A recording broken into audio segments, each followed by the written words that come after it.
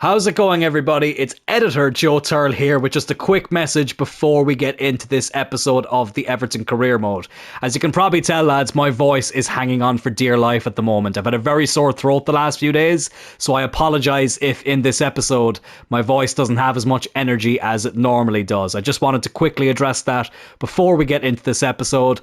Also, we only play one full game in this episode, but as you're about to see, I've actually tried to edit and condense it down ever so slightly just to make it a bit more enjoyable and to showcase the most exciting parts of the game instead of showing the full game like I normally do. I normally play 2 full games in each episode, but I'm going to rename them featured games in these episodes, and I'm going to try and edit them down ever so slightly so that a lot of the boring parts where there's not much happening isn't included in each episode. But yeah, just wanted to get those things out of the way there very quickly. Thank you all so much for the support on this series so far. And with all that said, let's get into the episode.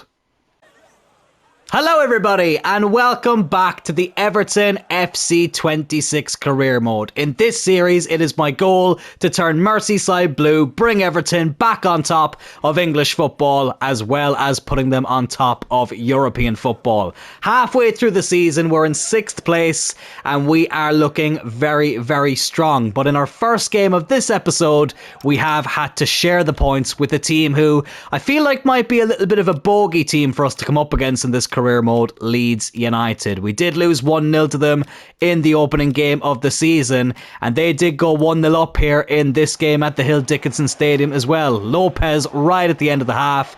I have to say it was a little bit against the run of play. We did look like the more likely team to score, but Leeds were the team to put the ball in the back of the net first in this game, and they did go into the second half a goal to the good.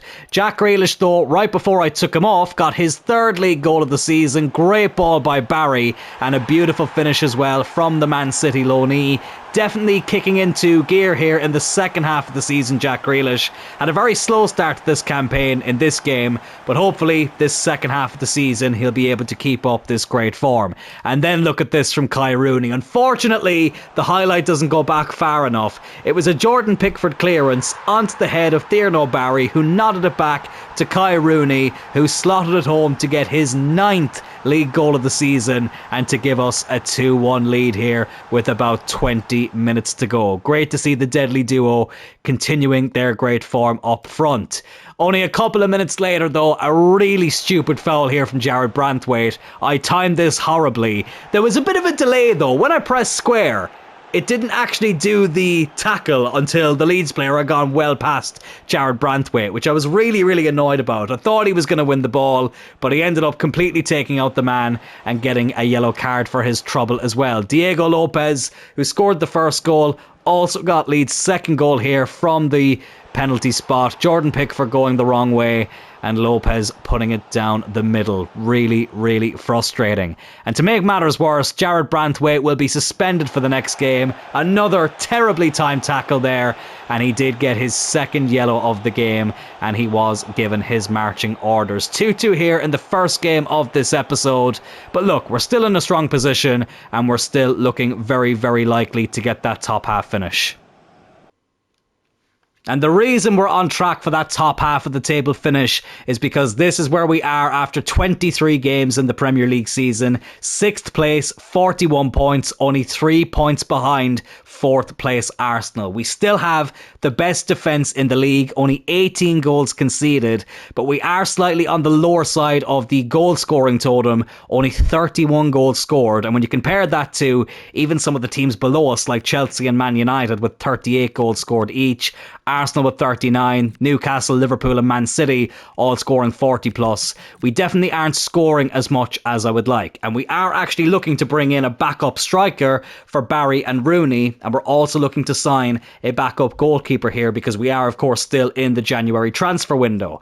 Now, there was some players that we shortlisted in the last episode that I did give you a sneak peek of, but we have actually added an extra player each from each of those positions, I should say, from goalkeeper and striker. And one of those players brings up an interesting topic about whether we carry over a rule that we had in FC25. So without further ado, let's go over to the shortlist and let's address each of those positions. So when it comes to the backup goalkeeper side of things, we still have all the players that we had shortlisted from the last episode: De Wolf, Damen, Velho, Cooper and Rice. But we have also added this man right here, Polish shot stopper Bart Drakowski from Panathinaikos, who has arguably the best beard in the game. I'm actually jealous of that beard, and honestly, that beard alone is enough of a reason for me to go and sign him. He wears the number 69 as well, which I've just noticed. And you know what? If we do end up signing this man, he is going to wear the number 69 shirt. Do you want to know why? Because I'm immature AF. But anyways, in all seriousness though, any of these players will be a decent option to have as a backup, so it'll be very interesting to see which one we go with. Now, something worth keeping in mind as well, as you can see there at the bottom of their player profile, is that it's going to take roughly 2 weeks to scout each of these players. There's only actually a week left in the January transfer window, so we won't have the full scout report back for any of these players, but we should have a more well-rounded idea of what each player's stats are and also how much they're going to cost. So I'm not overly concerned about not having the full scout report back, but it is something worth mentioning. Listen, that's the price you pay when you turn off knowing each player's overall from the beginning, which has definitely been an interesting challenge when it comes to scouting players. But then when it comes to the backup striker side of things, we still have Luka Jovic there, we still have Coladio, and we still have Musa. But somebody else we also have is somebody who I'm sure is looking very familiar to a few of you who tuned into the Montreal series last year. Esteban Lepal was an absolute beast for us in that Montreal series, where we took the French-Canadian side from the MLS, we brought them over to the French League, and he was a big reason we had so much success in that save. So, shout out to Brian in the YouTube comments, who did make a very interesting point. In each of our FC25 saves, we carried over one player from the previous save into the next one. So for example, when we finished up the Celtic series, we'd started a Manchester United series, we carried over Dejan Maeda from the Celtic series into the United series, and then when we started the Montreal series after the United one, we carried over Lenny Yoro from the United save into the Montreal save. Now, I wasn't sure if I wanted to keep that going into FC26, so I am going to leave it to a vote. I'm not actually going to sign Esteban Lepal here in January. If I do sign him, it's going to be in the summer transfer window.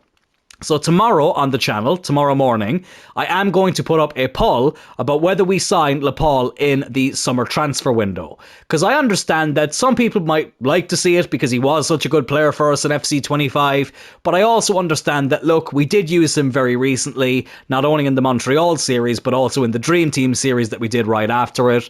So I understand that some people might want to see me use some different players. So please let me know in the comments as well below, do you think we should sign Esteban Lepal, or do you think we should look at somebody else? As I say, leave a comment below with your ideas and suggestions and your answer, I suppose, and please be sure to vote on the poll as well that goes up tomorrow. But before we end up signing anybody here on transfer deadline day, we do have an away game against Brighton, or we did have an away game against Brighton, I should say, where we did pick up the first 3 points of the episode. Not the most exciting game, but a lovely bit of trickery there from Eric Bunham into NDI, and then Kai Rooney finished it off for his 10th league goal of the season. He's a chip off the old block. He really has been absolutely fantastic in this series, and that was enough to separate the teams.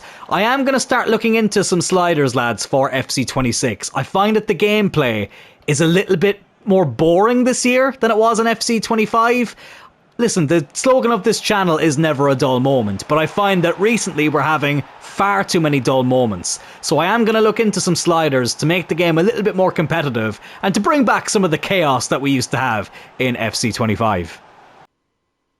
But now it's time to bring in a new backup striker and also a backup goalkeeper. And the two I've decided to go with are Coladio from River Plate, and I've also gone with Drakowski from Panathinaikos, purely for that beard alone. But both of these are very affordable with the 19 million left that we have. We don't have the exact stats on them here from the scout reports, but I do know that Coladio is around 76, 77 rated, and he should cost in and around 10 million, whereas Drakowski, again, around 76 rated, but should cost in and around 7 million. So I'm going to go for the more expensive one first. Let's go here for Facundo Coladio and hope that we can get this transfer over the line. So I'm going to go in with an offer of, I'm actually going to go 9.5 million. Might be a small bit of a risk, but let's see if River Plate are willing to negotiate with that. And we do have to be careful here, because if they storm out, we're going to have to go for somebody else, because we are here on deadline day. So they say no. They say 6.7 million plus Joaquin says. We literally just signed him. So no, that is not happening. Let's bump it up to 10.5 million. No, let's just go 10 million actually. A straight 10, which is what the initial price tag I thought was going to be. Oh, they say 14 million. Wow. A little bit more than what I was expecting. Okay. Doesn't leave a lot left over in the transfer budget. I'll bring this down a little bit to 11.5. And you know what? Let's add on a sell-on clause as well. Because why not? Will they be a bit more willing to accept that? They say 12.4 million. And that's basically the final offer. You know what? I'm going to take a bit of a risk here. I'm going to bring this down ever so slightly to 12.1. And see if that's acceptable. Yes, it is. Okay, so we will have enough to put... Or to get this transfer over the line, I should say. But will we have enough then for Dragowski? I'm not entirely sure. You know what I'm going to do? Instead of negotiating with Coladio just yet, let's go in and see how much Dragowski is going to cost. It should be in and around 7 million. But I'm going to offer 6. Because I think that was basically what they were saying was left over. Let's go 5.5. And you know what? Let's put in a sell-on clause as well. Will Panathinaikos be willing to negotiate if we throw that in there? They say 6.3. Okay, that's not too bad. I'm going to bring it down to 5.8. And see if that's more acceptable. Okay, we should be okay to get both of these over the line. So let's negotiate with Coladio first. Bring him over from South America. Let's go rotation. Sorry, I didn't mean to go sporadic. I meant to go rotation. Oh, he wants important. Oh, okay. That makes things interesting. And they'll never take a squad role lower than what they ask for. And just to prove that, we'll ask for rotation, but he'll still want important. You know what? We'll accept that. Kind of makes me confident that we are going for the right player, that he's somebody who wants to compete for that starting spot, so not going to complain. Let's offer him a 5-year deal, 26 years old, so I think that makes sense. He's happy with that. Doesn't want a release clause, that's perfect. Please give a suggestion for the wages, though. Don't leave me hanging here. No, they're going to leave us decide it. I'm thinking in and around 20. I think 20 grand a week should be enough. Let's go 22, just to be on the safe side. Okay, when it says I'm sorry but we can't agree to a signing bonus, that normally means they're going to ask for one. And yes, they are. They want 270,000 for a signing bonus and 1.1 million as a 20 goal bonus. I'm going to remove that. That's just not... It's just not possible for us. But I'm willing to submit the 26 a week and the 270 signing bonus. Now he wants 31 a week.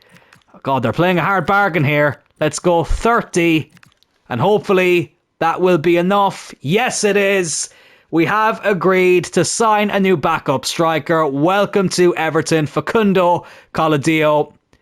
Let's see what his rating is as he makes his way into the training ground here. I'm kind of disappointed we didn't get new cutscenes for this. It's a shame that they're just kind of the same ones that we've had for the last couple of years, but listen, I'm sure they'll update it for FC37. But look, I love this, right? Oh, I know I've just signed you there, but I'm just playing Angry Birds on my phone, so I'll be with you there in a second. Honestly, you're the manager who's just manager of a club who's just signed a new player. You should at the very least go over and welcome him. But he does get the number 9 shirt. We have welcomed in a new striker, which is great to see. But let's see what the rating is for the transfer, and also let's see his rating. So we get an A, which is pretty decent. Literally couldn't have asked for anything better. But let's see what his starting overall is. 77. So a very, very solid backup striker. And he can play as a cam and a winger as well. So that is good to know. But that is that one sorted. Now let's go in and sort out the goalkeeper. Dragowski with the best beard in the game. Yeah, as you can see here, we're going to have very, very little to work with here. So he wants sporadic. That is absolutely fine. He says 3 years. We'll go 4 years just to make sure we have him for as long as possible. No release clause. And again, he wants me to offer the wage. So how much can I offer? I can literally only offer 12,000. Oh, God. Okay. That's a bit of a concern. Let's see. We'll be left with £4 left in the budget. But listen, that was something the board wanted us to do, was to spend everything we have. Let's actually add that £4 into this. Oh no, it won't let me. They said we have no money being carried over. Is he willing to accept that? Oh, damn it. I don't know if we're going to get this done, lads. Let's remove that bonus. Again, like, we literally can't offer him anything better. It was about 12, 12.2 is what we could offer him. It doesn't look like we're going to be able to do this. No, they say 16. Unfortunately, Drakovsky looks like he probably won't be able to join us. Yeah, I'm going to have to end the negotiation here. That's really, really disappointing. I was really looking forward to using him as well. That's annoying. Right, we're going to have to go for one of the other backup goalkeepers.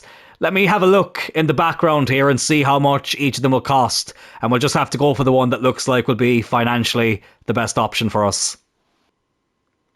Okay, according to SoFIFA, De Wolf is going to be probably the best option for us financially. And to be honest with you, he's not much of an upgrade on Mark Travers, which is a bit of a shame. Kind of makes it seem pointless that we ended up selling him in the end. But look, what we can do is we can get him for the rest of the season and then maybe use him in a swap deal in the summer to bring in Drakovsky, because I really, really do want to sign him. But they're saying this guy could be worth about 4 million. He does have a release clause here, but let's see if we can get him for a little bit less. I might even try and offer about 3 million. So let's go 3 million on the dot. See if that's something they're willing to accept. They say 3.6. I'll bring this down a bit to 3.3. We'll keep that extra 50 grand in there. Okay, they're fairly staunch on that 3.6. I know I'm being a bit of a stingy bastard here, but I'm trying to save every penny possible. Even though I've just realised that doesn't make sense, because none of this is carrying over. Oh, but whatever. He accepts that. Let's see if we can get him into the team. It's just to make sure we have some bit of a solid option as a backup, as opposed to Tom King, who's, 65 rated, as our third choice backup keeper. So let's say rotation, even though he's probably not going to make a single appearance. I'll stick with the 3 years, because as I say, probably just going to use him in a swap deal anyway. And you know what? It's probably good to have a little bit left over in the budget in case we need to extend any contracts. No release clause. They're leaving us, offer the salary. Let's go, let's just go 20 and see if he's happy with that. He wants a 39,000 signing bonus. Yeah, we'll accept that. We do get a backup goalkeeper. It's not much of an upgrade on the one we already have, but hey, it's better than nothing. So up next, it's Fulham away from home. I'm actually going to give this game and the next game against Bournemouth a quick sim, just because I don't want the first season to drag on forever. I want to progress through this season as quickly as possible. So let's give a couple of quick sims here and we'll see how we get on. We have a full strength team. That's not what I meant to click on. I always accidentally click on the wrong bloody sim. Let me pause here and go to jump to result. And we end up getting a 1-0 loss. Iwobi with the only goal of the game, 49th minute. And for the first time in quite a while, we don't get any type of result from a game. That is really, really disappointing. It's a home game up next though, this time up against Bournemouth. Again, the team is looking fairly fit, not going to make any changes. Let me click on the right quick sim button this time and see if we can get a better result. Yes, we do. A 2-1 win. Kai Rooney with both goals after we did go 1-0 down through Justin Kluivert, and we end up pulling it back with a Kai Rooney brace. Lovely stuff. And once again, we get an unexpected event that pops up, and once again, it's from our bloody left back. So Joaquin tells me that he's feeling homesick and struggling to adjust to life at Everton, and it's the first time he's been away from home for so long. Is there anything you think you can do to help me cope? Oh, that's really frustrating. I was actually going to play him as well in the next game up against Sheffield United in the FA Cup. And I'm afraid that if I say I don't have time to look into this, he's going to end up wanting to leave. So I'm going to give him some time off, but it's not something that I'm really happy about. Oh my God, it's typical that it's the bloody left back that asks for it as well. It was Mikalenko last time, now it's Joaquin and we're now down a player here for this game against Sheffield United. Despite that unexpected event, Joaquin says was actually still available for selection here in the 4th round of the FA Cup against Sheffield United. And once again, it's not the most exciting game, but we do get the job done. Facundo Coladio with his first goal for Everton here in his very first start. What a ball that was as well from Kai Rooney. But to be honest, lads, that was the only real big chance of the game. I'm going to try out the competitive gameplay for the next couple of games and see if that makes a difference, because the slogan "Never a dull moment" is becoming false advertising right now with the amount of boring 1-0s we're having. But look, we get the job done. We're in the 5th round of the FA Cup and we're one step closer to stopping Everton's 30-year trophy drought by winning the FA Cup.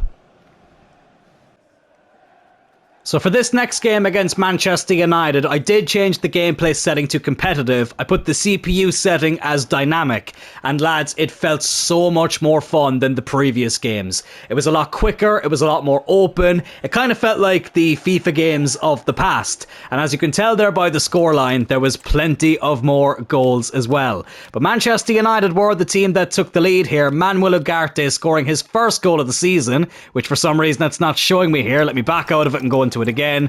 Oh, never a dull moment, EA. Never a dull moment. But it was a lovely bit of play from the Red Devils. Bruno Fernandes and Šeško were heavily involved in it. And Ugarte did score his first goal of the season. They're rifling that one into the top corner. It's like FC25 all over again. It felt like every goal we conceded in that game was somebody's first goal of the season. But thankfully though, in the 28th minute, we did get an equaliser. Kieran Dewsbury-Hall scoring only his second Premier League goal of the season. Felt like he'd scored quite a few more, but regardless, this was a very good finish to bring us back on level terms. And I have to say at this point, it really was an even game. So the scoreline did feel like it was a fair reflection of what was happening on the pitch. Now it's not showing me our second goal of the game. Unbelievable. Absolutely unbelievable. Let me go out of it and go back into it. Oh, absolutely typical. But anyways, Jake O'Brien did score a bullet header against Manchester United in the League Cup earlier this season, and he repeated history here by scoring another bullet header against them in the Premier League. His first league goal of the season, and it did give us the lead right on the stroke of half time. There was a lovely moment here in the second half. Idrissa Gueye off the bench, the man retiring at the end of the season, scoring his first goal of the season. Lovely cute finish there into that bottom left-hand corner, and that did seal all 3 points. But not before Manchester United did get a penalty here in the last minute. Gueye taking Mbeumo out completely away from the ball. To be honest with you, I think that probably should have been a red card. I didn't realise that was the player that I'd switched to, and he took out Mbeumo, and United did get a penalty kick, which Bruno Fernandes stepped up to take. And unlike in real life against Fulham and Brentford, he did put this one in the back of the net. But a 3-2 win, a much more fun game. And now let's get into a full game up against Newcastle United.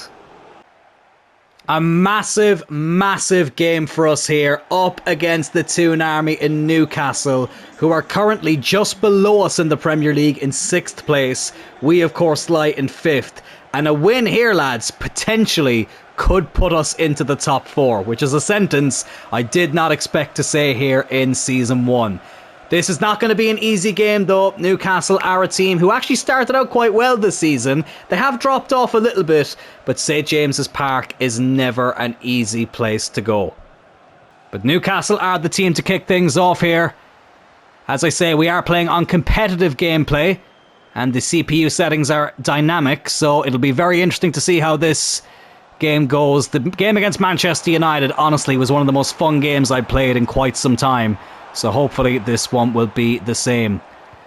But Newcastle look like they're going to be the team to get the first opportunity here. Here's Anthony Gordon, a Channel legend, of course, from the Celtic days. His shot is blocked, though. Former Everton player as well, of course. But that shot isn't blocked. What a goal that is. 6 minutes in. I think it's Willock. Yes, it is. Of course, it's his bloody first goal of the season as well. It's happening again, lads. Oh, it's happening again. We just couldn't get rid of the ball. Newcastle kept applying that pressure. Jordan Pickford got nowhere near it. And they do take the lead. Let's have a look at this. It's a good angle. Oh, it's a really good finish. Pickford very close to getting fingertips on it. But it's rifled into the top corner. And we are a goal behind. Let's see if we can get a quick response here, though. Here's Jack Grealish into Mikalenko. Joaquin says did miss the Manchester United game, but he's back on the bench for this game. Eric Bunham. Oh, what a save. What a save by Nick Pope. A big chance there to get an immediate equaliser. Bloody hell, Eddie Howe. Watch those hand gestures. You don't want people thinking you're a bit right-leaning, if you know what I mean. But anyways, we do get a corner kick here. Dewsbury Hall. What can he do from it? Can Jake O'Brien get on the end of this? No, it ends up, right in the hands of the goalkeeper. Oh, Eric Bunham, what a terrible place to give it away. Wissa. Oh, good recovery there by Eric Bunham. NDI now into Rooney. Here's Dewsbury Hall. Can he see Barry? It's a good ball. It's Barry. It's 1-1. Brilliant equaliser. Tierno Barry with a beautiful finish. Felt like a while since he'd last scored, but he has gotten his 11th Premier League goal of the season. A really, really good finish there from the Frenchman. And Everton are back on level terms. It was great play there from Kai Rooney and Dewsbury Hall. Brilliant ball over the top. Nobody gets near Barry. He had time to bring it down, take a touch, and put it past the keeper. And we are back on level terms. Joe Willock now with the good ball out to Bruno Guimaraes. Here's Anthony Elanga. Oh, good block there by Jake O'Brien.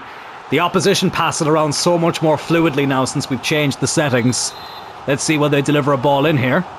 Anthony Gordon does whip it in. I thought he was going to take it short for a second, and thankfully that is headed wide. Here's Mikalenko now into Jack Grealish. Barry's making the run. Good ball in. I can see Rooney in the middle. It's a decent ball in, but he just doesn't have the height to compete with Nick Pope, who gathers that one away. Clears it out to Wissa. Oh, good interception. Really good interception there. Here's Jack Grealish. Oh, lovely football. Jack Grealish. Oh, Nick Pope with the big save. Oh, so unlucky there. Big chance for us to take the lead. It's another corner, though. What can Dewsbury Hall do? Oh, looking for Jake O'Brien. But headed away again by Newcastle. Here's Anthony Gordon now again, though. He's got Willock in support. Thankfully, Jack Grealish is back there defending. Over on that right-hand side, Dewsbury Hall lets it go, though. Anthony Gordon again. Is he going to play in? Guimaraes, he tried to. Thankfully, Mikalenko's there, and we'll clear that one away. Newcastle initially get it back, but NDI has it, and then he gives it right back to bloody Newcastle with Sven Botman. Definitely being played at a quicker pace, though, this game, but I am enjoying it. Definitely feels a bit more entertaining, at least. Oh my God, what a save that was by Jordan Pickford. The captain keeps the game on level terms as Eddie Howe looks on.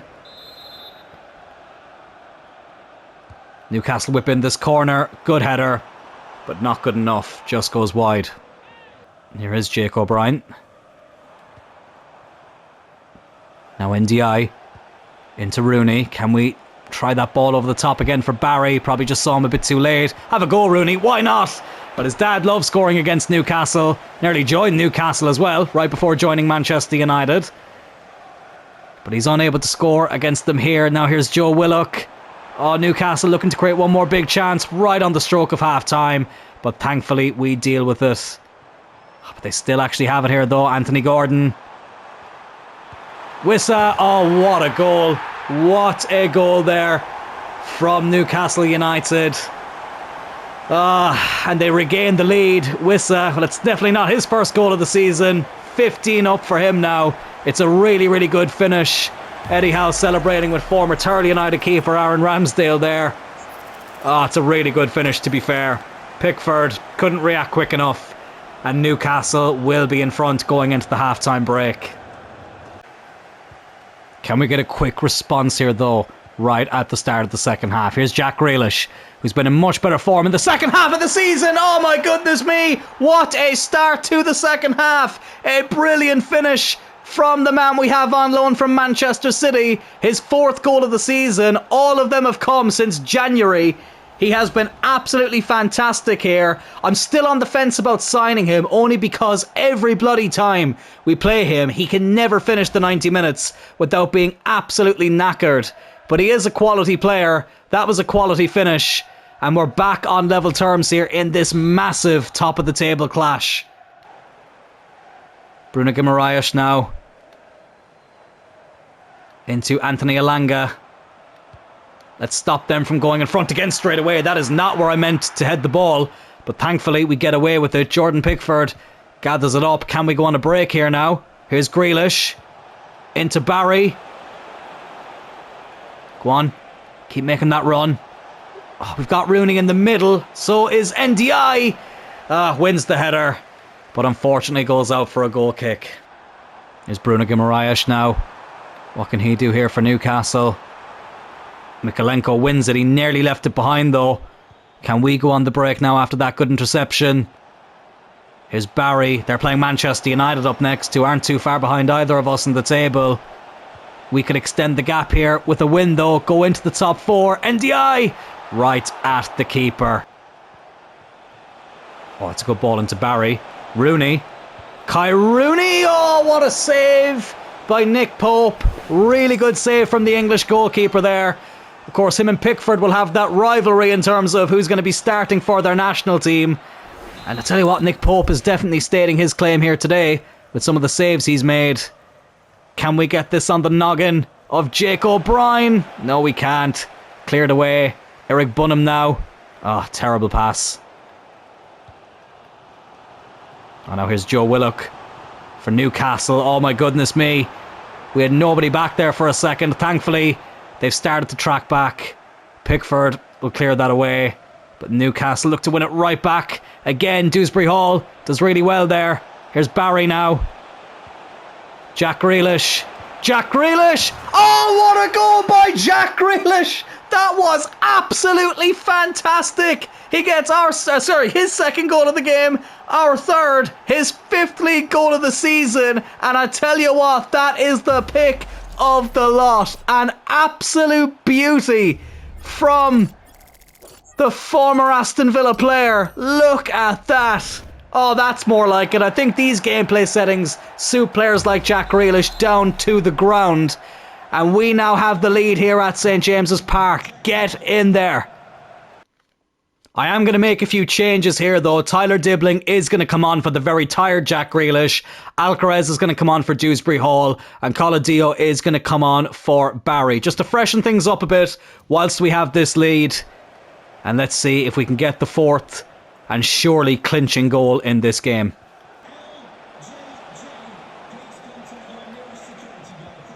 Oh, lovely play. Here's Alcaraz. Surely, Alcaraz has surely sealed it here. 4-2 at St James's Park.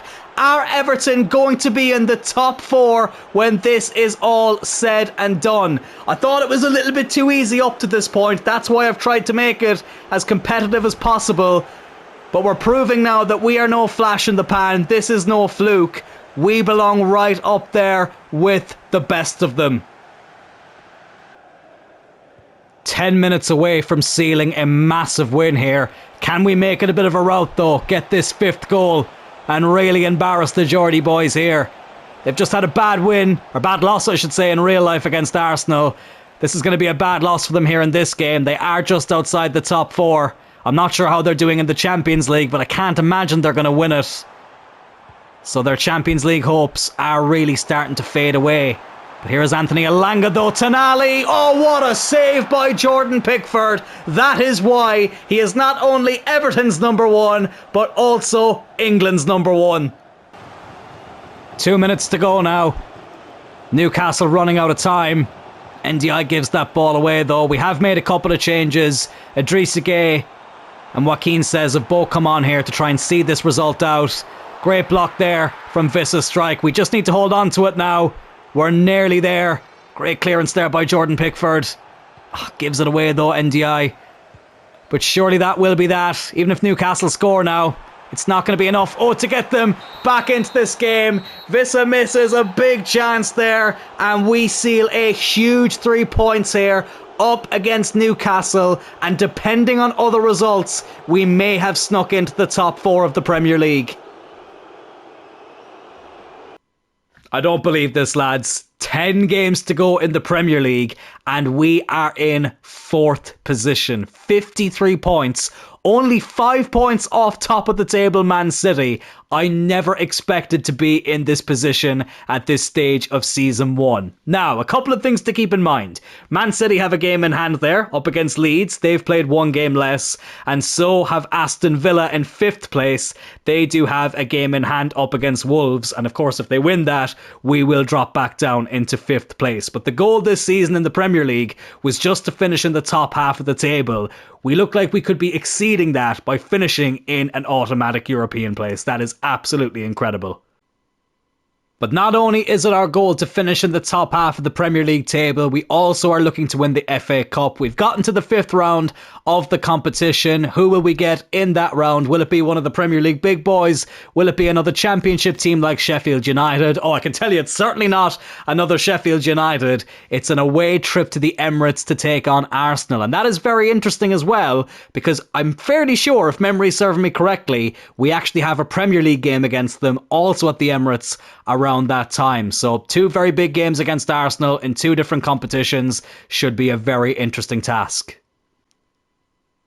And before we wrap things up in this episode as well, lads, I did just want to confirm that I will be keeping the competitive gameplay on, as well as the dynamic tactics for the CPU. I really enjoyed that gameplay. I think it's going to make this top 4 battle a lot more competitive as well, so that will be here to stay. But lads, that will do it for this episode of the Everton FC 26 career mode. If you did enjoy it, please do hit that like button. Also, make sure as well to vote in that poll tomorrow over on the community tab about whether we sign Esteban Laporte in the summer or not.